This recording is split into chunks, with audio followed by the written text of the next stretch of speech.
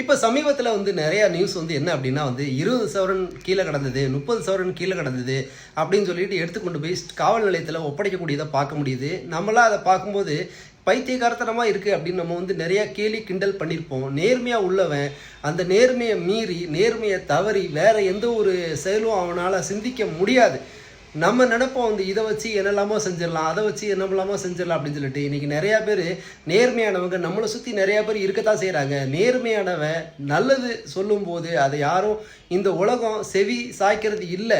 அந்த நேர்மையானவனுக்கு சில அங்கீகாரம் இந்த உலகத்தில் கொடுத்தது அப்படின்னா நேர்மை இந்த உலகத்தில் நிறையா பரவும். நிறையா பேர் நேர்மையாக இருந்தாங்க அப்படின்னா நம்ம நாடு சுபிட்சம் ஆகும்.